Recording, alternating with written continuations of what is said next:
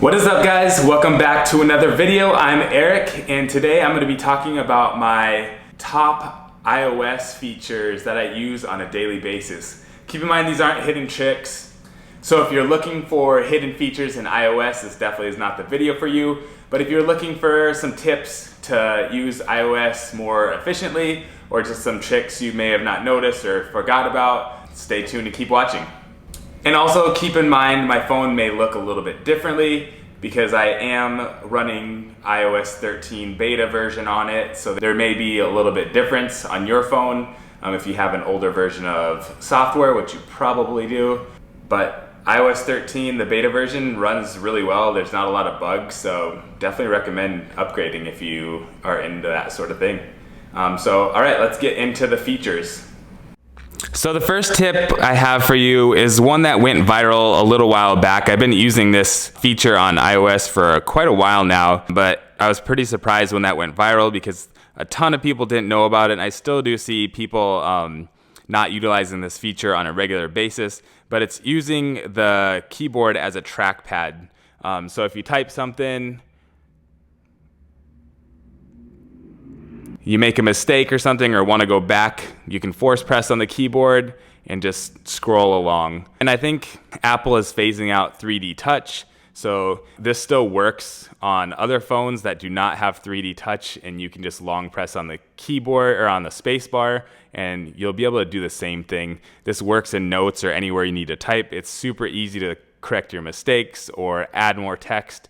So it's a super fast function instead of deleting or the old school way of pressing in there and the magnifying glass comes up and you have to move it around. Keep in mind, mine doesn't do that because they changed that in iOS 13 beta, so now you can just drag the cursor around. So that will be a change coming to your phone soon. Okay, the next feature is how to send photos and videos using your emoji or Emoji. I think this is a pretty cool feature and don't really see a lot of people doing it. So to access this feature, you'll need to be inside iMessage thread, and keep in mind, if you don't want to send it to somebody, then just message yourself and then you can save the image from there. But to access it, you click the camera icon down here in the bottom left corner, and there I am. And you'll hit the star down here in the left corner, and then you can hit the Emoji. And let's select my Memoji, and there you go. And then from there, you can just hit the X and let's take a snap. And after that, you can add effects, you can edit it, you can mark it up, you can send it. You can also, if you want to change it to video, so same thing, select video before and then hit the star, hit Emoji, select your Memoji or Emoji, hit the X, and there you go. We can record a video. And same thing, you'll be able to add effects to it. Keep in mind, you can there's a bunch of, you can add text, you can add stickers, and then send it from there. And also another cool feature that I just found out a few days ago was that you can actually paste your stickers into the thread. So if I wanted to put this on here, you can just paste it right in the message. It goes right on top of the message, so I thought that was pretty cool. I've been using that lately because it's a cool feature. Okay, so my next tip is one that I use all the time, and it's managing your messages from the lock screen. And I use this because, a lot of times you'll read a message, respond to a message, and then you get sucked into Instagram and start scrolling on your feed. And then you end up wasting 10 minutes or so on your phone. So instead of just wasting that time, you can definitely just force press on the message, and that opens up so you can respond right from the message from the lock screen, and that's it. Then you can just close it and that goes away. I know Apple is trying to phase out 3D touch, so I think it'll go to a long press, but still when you get a message, you can long press on that and then respond to messages. And this works as well in emails. So when you get an email, it's really nice. You can actually manage that. I recently went through my inbox and unsubscribed to everything and just took back control of that. So you can, force press on the email and you can trash it right there. So you don't even have to go into your email. You can also swipe to the right to open the message, or you can also swipe over. You can clear it, you can view it, you can manage it. So you can do everything from the lock screen. And so I see a lot of people going into the messages instead of actually just managing it from the lock screen, which is a whole lot easier and time effective. The fourth tip is super quick, but it's crazy to me how many people don't actually use Apple Pay. But when I do see them using it, I see them going into their wallet, which is a slower way of doing it. They go into their wallet and then they'll find their card and then they'll pay from there. Instead of doing that, you can just double click the power button and it'll come up there, and then all you do is scan your face and tap and pay. You can do this as well on an older phone. All you do is double click the home button and it doesn't have to scan your face. Obviously it scans your fingerprint and you can pay from there, but super fast way. I use this all the time when they accept Apple Pay, and it just really saves a lot of time.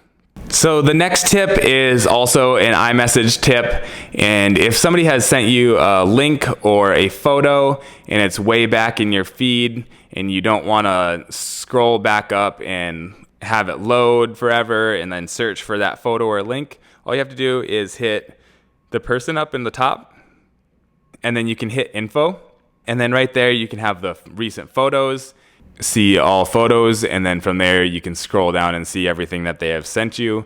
So if you're looking for that specific photo, or same thing with links, see all links, and you can actually scroll through and see the links that they sent you. So it's super easy way to find that instead of scrolling. The next tip is an easy way to switch between apps. I see a lot of times that people will swipe up and open the app switcher, and that works well. But also if like you were just in the app that you want, this white bar down here, you can just swipe across and that will change the app, and then you can go back to that same one. So it's super easy when you're switching between two apps instead of having to swipe up. Just swipe right or swipe left and you're able to switch apps like super easily. All right, tip number 7 is do not disturb. And you may use this quite a bit, but a lot of people don't know that you can actually add people to be able to allow calls. So you can just allow calls from your favorite, or you can everyone or no one, all contacts. This is super helpful. So if in the middle of the night you have do not disturb on, then you can have your favorites, so your parents or your spouse, still allow you to call, so their calls will come through. You can also allow repeat calls on do not disturb, so that if somebody calls, a second call from the same person within 3 minutes will not be silenced, so they can call and then call again, and then you'll be alerted with that call even though do not disturb is on. All right, tip number 8 is keychain and password sharing with airdrop. So you may be using Keychain right now, which I do highly suggest you do, because it's free and it allows you to have very advanced passwords that are unlikely somebody's going to guess to hack into your account, but it allows you to remember them in Safari, in other places as well, like apps, and then you don't forget them. But you can also go in and share those passwords. So if, say, your spouse needed a password to your account, instead of having to type that out, because they are super long random passwords, and it's kind of a pain to type that in.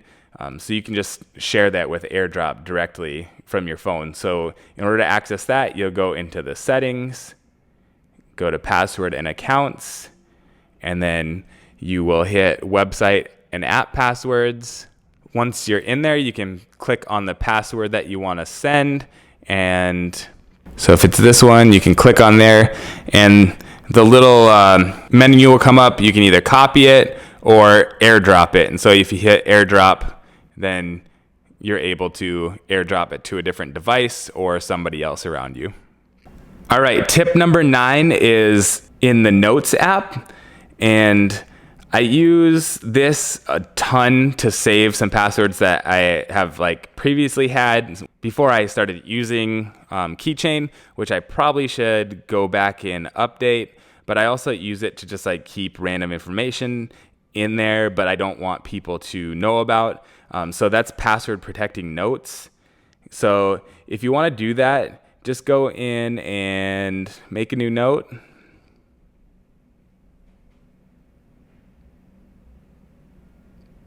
And then to password protect it, you're gonna hit the arrow up here in the corner. And this is actually gonna look different for you because they actually changed this in iOS 13, but typically it came up down here and it said lock note, but now it's going to be in iOS 13, it's gonna be lock note right here. So you can hit that. It'll either scan your fingerprint if you have it or Face ID, and it'll lock it. So when you access that note, nobody will be able to access it unless it's unlocked. All right, and the last tip I have for you is how to add a station from an artist. And I love this tip, and I just recently found out about this as well. But I used to love listening to Pandora Radio because it was less work. You know, I could pick an artist and then it would play music just like that. Sometimes I feel lazy and don't want to make a playlist, or I don't know what I want to listen to, but I want to listen to something, you know, like an artist. And so I didn't think I could do that in Apple Music, but I found out you can. So how to do that is just search for an artist, and then the top right corner, hit the 3 little dots, and you can just hit create station, and that will create a station based on that artist, and it'll usually start playing a song from that artist first, but after that it'll play music that is similar to that artist. And that'll save that in your stations, and so you can always go back and play those stations. That's all I have for you guys today. Definitely like and subscribe if you like this video, and stay tuned for more videos. Have a great day. Bye.